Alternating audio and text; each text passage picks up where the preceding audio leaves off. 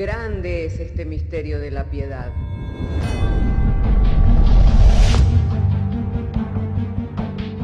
Si se destruyeran los fundamentos, ¿qué ha de hacer el justo?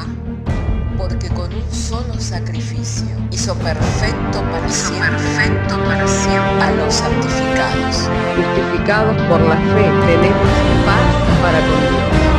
Juntamente con Él nos resucitó y nos hizo sentar en los lugares celestiales con Cristo Jesús. Fundados Y firmes en la fe, tenemos paz para con Dios. Bienaventurados los pobres en espíritu, porque de ellos es el reino de los cielos. Bienaventurados los que lloran, porque ellos recibirán consolación. Bienaventurados los mansos, porque ellos recibirán la tierra por heredad. Bienaventurados los que tienen hambre y sed de justicia, porque ellos serán saciados. Bienaventurados los misericordiosos, porque ellos alcanzarán misericordia. Bienaventurados los de limpio corazón, porque ellos verán a Dios. Bienaventurados los pacificadores, porque ellos serán llamados hijos de Dios. Bienaventurados los que padecen persecución por causa de la justicia, porque de ellos es el reino de los cielos. Bienaventurados sois cuando por mi causa os vituperen y os persigan, y digan toda clase de mal contra vosotros mintiendo. Gozaos y alegraos, porque vuestro galardón es grande en los cielos.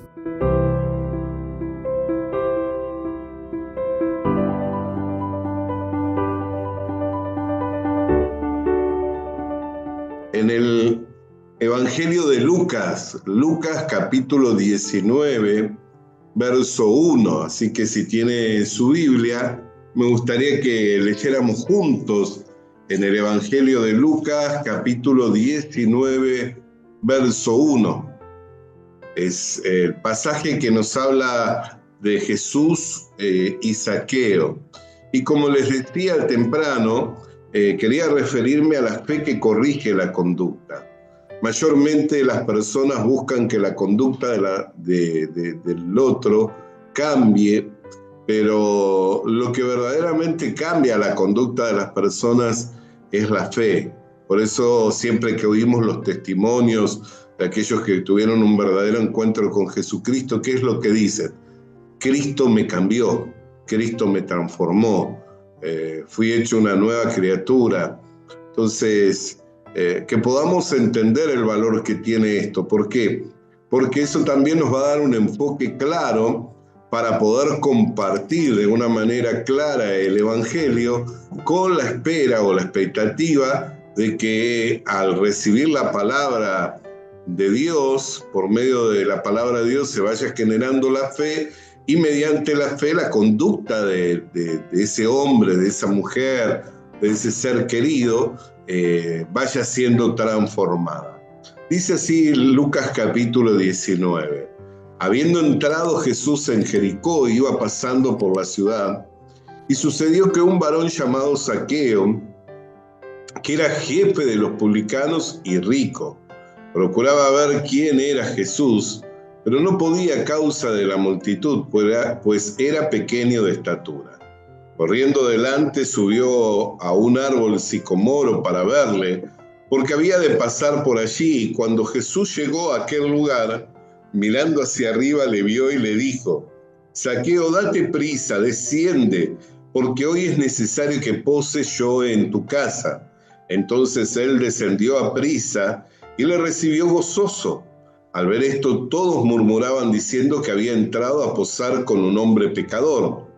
Entonces Zaqueo, puesto en pie, dijo al Señor: He aquí, Señor, la mitad de mis bienes doy a los pobres, y si en algo he defraudado a alguno, se lo devuelvo cuadruplicado. Jesús le dijo: Hoy ha venido la salvación a esta casa, por cuanto él también es hijo de Abraham. Porque el Hijo del Hombre vino a buscar y a salvar lo que se había perdido. Claramente vemos un cambio radical en Zaqueo.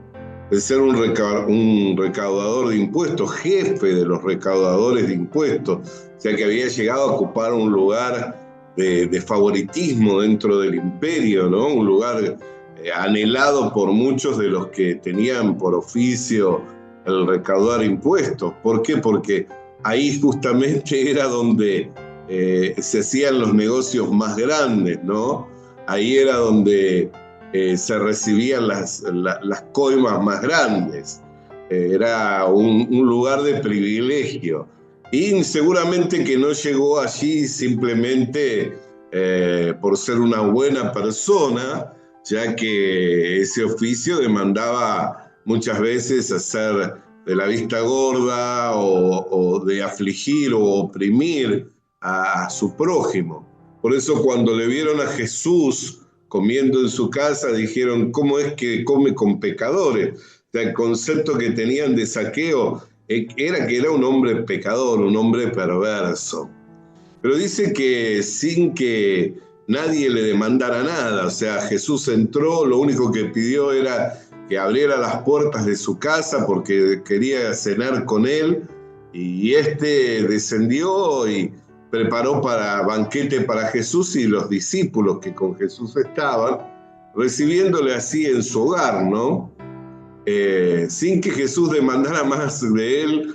Él mismo dijo, la mitad de mis bienes daré a los pobres y si alguno le he defraudado, le devolveré cuadruplicado. La razón por la que iba a devolver cuadruplicado es porque así lo demandaba la ley de Dios, ¿no? Que cuando uno defraudaba a otro estafándole, debía devolver 4 veces más. Eso muestra que tenía un cambio en su conducta. Pero ¿qué es lo que Jesús nos habla al respecto de él? Lo primero que dice, la salvación ha llegado a esta casa. Zaqueo claramente no fue salvo por la obra que hizo, porque la salvación entonces sería fundamentada en las obras, o sea, todos tendríamos que tener un cambio de conducta, todos tendríamos que hacer buenas obras para ser salvos, que muchas veces es lo que se predica, ¿no? Muchas veces es lo que se ve, lo de afuera, ¿no? Querer aparentar. Entonces, claramente no fue el hecho que él devolviera cuadruplicado a los que había defraudado o estafado, o que compartiera sus riquezas con los pobres, lo que le llevó a ser salvo. Porque si argumentáramos de esa manera, tendríamos que argumentar fuera de lo que es la enseñanza bíblica. La enseñanza bíblica nos dice que el medio para la salvación es la fe, y Dios lo ha dado por ese medio para que sea por gracia, porque al que obra le es contado como deuda y se le tiene que remunerar. Entonces Dios dio que fuera la salvación, el medio para la salvación, la fe, y lo entregó como una gracia, a fin de que ninguno de nosotros nos podamos jactar delante de su presencia. Entonces, fue salvo, ¿por qué? Porque creyó en que Jesucristo era el Mesías, el Hijo de Dios. Entonces, esa fe es la que le llevó a que quedara inscrito en el libro de la vida eterna y que el mismo Señor Jesucristo dijera que había sido salvo. Pero nos añade algo más y nos dice el Señor Jesucristo como para que nosotros podamos confirmar esto, ¿no? Dice, por cuanto también es un hijo de Abraham. Entonces, no se es hijo de Abraham, y esto lo explica el apóstol Pablo, según la carne. ¿Por qué? O por la circuncisión. No se es hijo de Abraham según la carne o por la circuncisión, sino que se es hijo de Abraham por la fe. Dado que Abraham es el padre de la fe y es padre de todos nosotros los creyentes. Eso nos lo explica claramente el apóstol Pablo cuando nos habla allí en la carta a los romanos, en el capítulo 4, nos dice en la escritura, en el versículo 10 del capítulo 4 de Romanos, dice así: ¿cómo pues le fue contada estando en la circuncisión o en la incircuncisión? No en la circuncisión, sino en la incircuncisión, y recibió la circuncisión como señal, como sello de la justicia de la fe, que tuvo a un incircunciso para que fuese padre de todos los creyentes, no circuncidados, a fin de que también a ellos, la fe les sea contada por justicia. O sea, Abraham creyó a Dios y esa fe le fue contada por justicia. Y luego recibió la circuncisión como señal de ese pacto, de que había sido declarado justo, ¿no? Así como también para nosotros nos es dado el bautismo, al pueblo de Israel les es dado la señal de la circuncisión, y a nosotros nos es dado el bautismo como la evidencia de que hemos creído a la palabra verdadera, el evangelio de nuestra salvación. Entonces, ¿cómo le fue dado? Estando incircunciso. ¿Para qué? Para que fuese padre de todos los creyentes. Por eso, en el capítulo 9 de esta misma carta explica que no son descendientes de Abraham los que son por la carne, sino los que son de la fe. Y claramente cuando Jesús habla por cuanto que este también es un hijo de Abraham, es un descendiente, es un hijo de Abraham, ¿qué es lo que estaba resaltando? Es que era un creyente, confirmando que la salvación que él recibió, no la recibió por la obra que hizo, sino por el haber creído con fe en el Señor Jesucristo. Pero es evidente que su conducta tuvo un cambio radical, o sea, él tuvo un vuelco de 180 grados, de ser una persona avara, codiciosa, que acumulaba para sí, se convirtió en un hombre generoso y honrado. O sea que podemos ver que tuvo un cambio radical, un vuelco de 180 grados. Él era jefe de los publicanos, era una persona avara, codiciosa, estafador, era una persona de esa característica, pero cuando la fe se genera en él, tiene un cambio radical, tiene un vuelco de 180 grados. Entonces, ¿qué es lo más importante? ¿Que las personas cambien o las personas crean? Lo más importante no es el cambio que las personas procuran tener, sino que lo más importante es la fe que se va generando en el corazón del individuo. Lo más importante es que crezcan en fe, que sean sanos en fe. ¿Por qué? Porque esa misma fe es la que va a ir corrigiendo la conducta. Esa misma fe es la que va a ir produciendo los cambios. Le va a llevar en una madurez, a un desarrollo y a un crecimiento espiritual. Por eso es que muchas veces esperamos cambios de las personas, pero no le entregamos recursos para que cambien. O solamente tratamos por arriba los problemas de las personas. O sea, como quien dice, ponemos paraches o ponemos vendas, tratando por arriba, cuando los grandes problemas no son los que afloran, no son los que se ven por fuera, como las manifestaciones de una conducta errática o de una persona trastornada, sino que los grandes problemas son los problemas internos del hombre. Cuando el hombre desarrolla la confianza en Dios, crece en esperanza, cuando el hombre comienza a tener una vida feliz, entonces esas virtudes comienzan a ser un potencial dentro que los va llevando a vivir de victoria en victoria, que los va llevando a conquistar lo que antes le era imposible o humanamente no tenían las fuerzas. O sea, si una persona carece de felicidad, una persona carece de esperanza, una persona carece de amor, una persona carece de gracia, de bendición, ¿de dónde va a tomar las fuerzas como para poder ir cambiando e ir venciendo los enemigos de su alma? No va a encontrar las fuerzas. Pero a medida que nosotros vamos compartiendo el Evangelio, en el que vamos compartiendo la palabra de Dios, las personas van cobrando ánimo, se van fortaleciendo y van cambiando. Y esos cambios son permanentes. O sea, van teniendo cambios que difícilmente se vuelva a la anterior conducta si no abandona la fe, si no apostata, si no toma distancia del Señor. Es más, entre tanto más cerca estamos de Dios, entre tanto más cerca estamos del Señor, tanto más fuerza y tanto más fácil nos es poder ir cambiando. Jesús mismo esto lo explicó. Dijo: yo soy la vid y vosotros sois los pámpanos.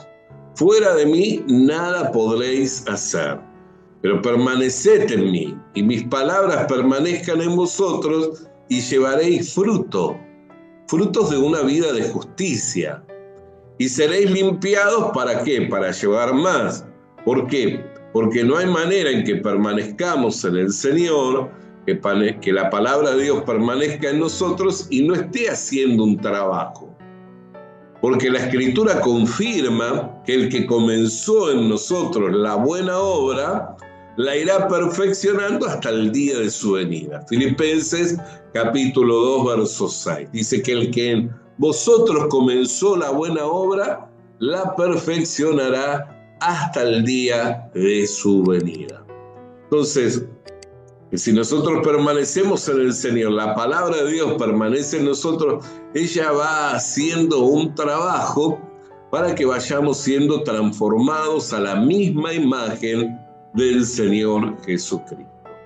Por eso no debemos crearnos falsas expectativas, ¿no?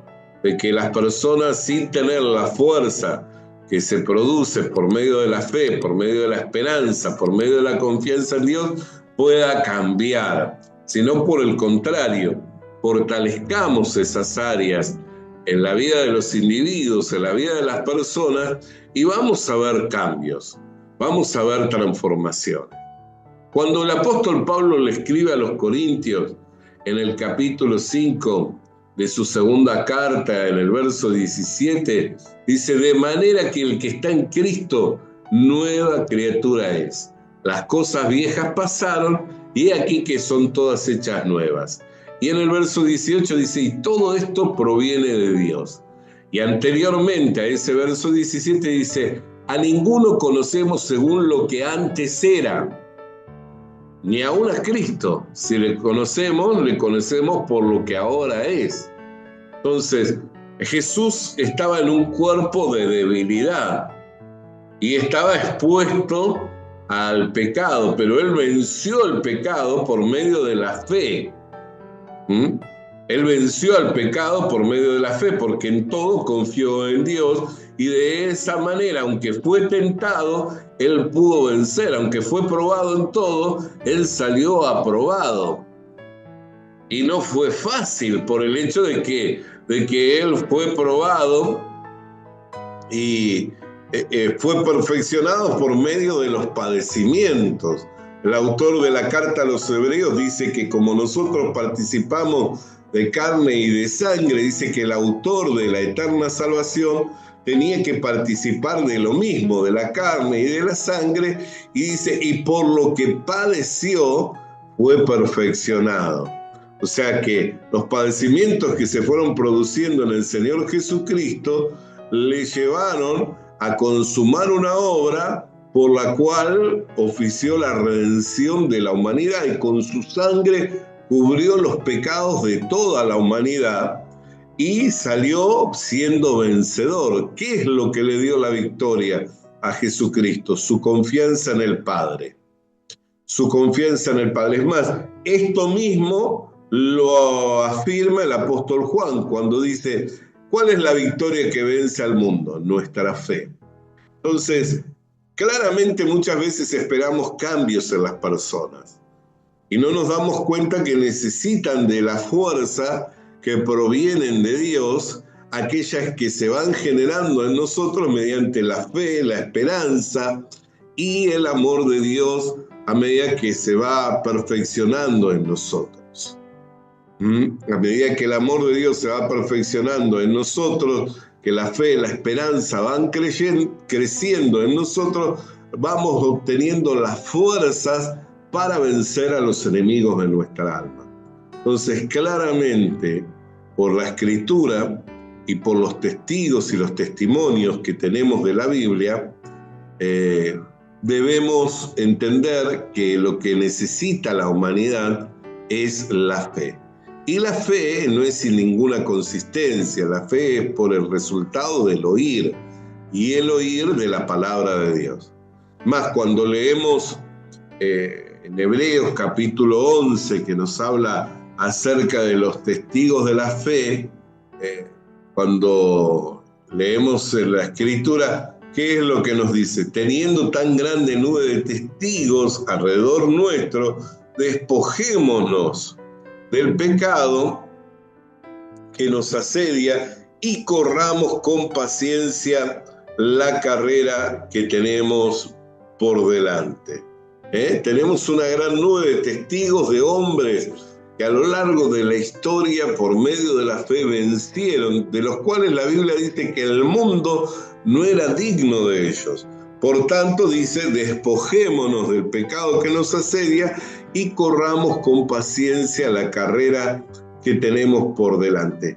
¿Qué significa despojarnos del pecado? ¿Cuál es el pecado? El pecado es no confiar en Dios.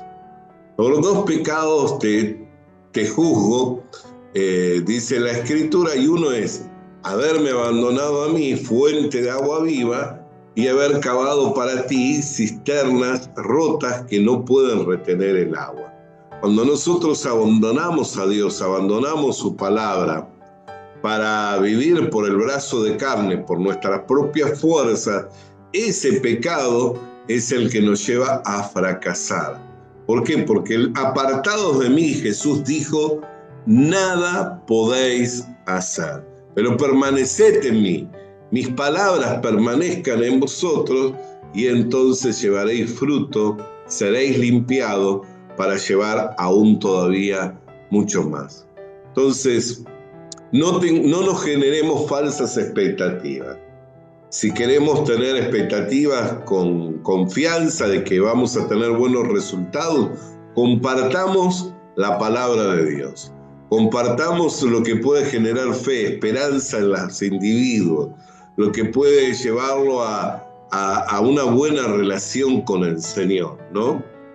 Lo que lo puede llevar a una buena relación con el Señor, compartamos esas cosas y de ahí entonces sí, tengamos la esperanza y la confianza de que vamos a ver resultados.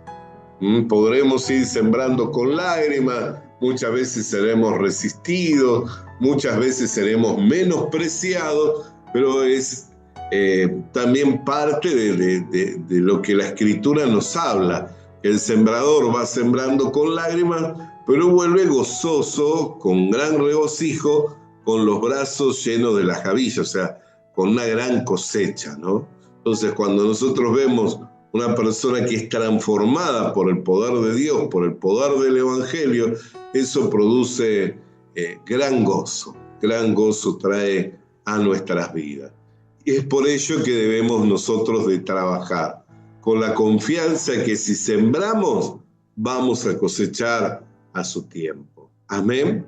Por eso sembremos la semilla de la palabra de Dios para que lleve frutos y así podamos ver los frutos de justicia en hombres y mujeres transformados, cambiados por el poder del Evangelio. Recuerde entonces, lo que cambia la conducta no es el esfuerzo humano, no es el esfuerzo propio cuando decimos voy a intentar cambiar, voy a procurar ser mejor persona, voy a dejar estos malos hábitos, sino que lo que cambia la conducta es la fe. Y la fe es el resultado del oír y el oír de la palabra de Dios. Por eso compartamos la esperanza, compartamos las promesas de Dios y vamos a ver frutos de justicia en hombres y mujeres siendo cambiados, transformados por el poder del Evangelio. Le doy gracias al Señor como siempre, que me permite poder tener esta comunicación con la iglesia, con aquellos que se conectan a través de esta plataforma y de otras, desde donde compartimos el mensaje de la palabra de Dios. Le doy gracias al Señor por cada uno de ustedes y espero que esta palabra tenga asidero en su corazón a fin de que pueda tener una expectativa clara en cuanto a la conducta siendo cambiada por la fe. Y sepa que si sembramos, a su tiempo vamos a cosechar. En el día de mañana estamos teniendo la última reunión del año. Me gustaría que pudiera acompañarnos en cualquiera de las dos reuniones que vamos a tener. A las 10 de la mañana en la calle Rincón 1025 en la ciudad de San Carlos y a las 19 horas en Avenida La Valleja 914 en la ciudad de Maldonado. Les esperamos, deseamos tener comunión y compartir esta gracia que nos fue dado, que como lo hemos recibido por gracia, así por gracia también lo estamos compartiendo. Que el Señor les bendiga, un apretado abrazo y les deseo una excelente jornada. Dios les bendiga a todos. Visita nuestras redes sociales. Suscríbete activando la campanita. Comparte con nosotros el mensaje de la palabra de Dios.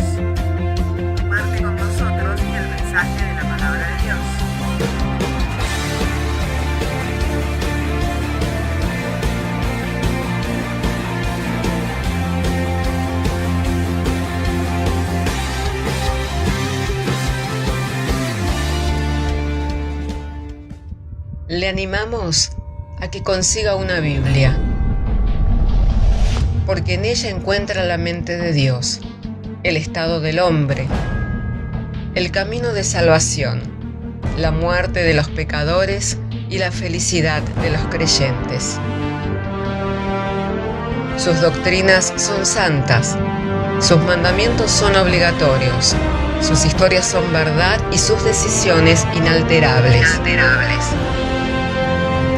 Léala para ser sabio, crea en ella para ser salvo y póngala en práctica para ser santo. Ella contiene luz para guiarle, alimento para reforzarle y consuelo para alentarle. La Biblia es el mapa del viajero, el bastón del peregrino, la brújula del piloto, la espada del soldado y la carta del cristiano. Le animamos a que consiga una Biblia,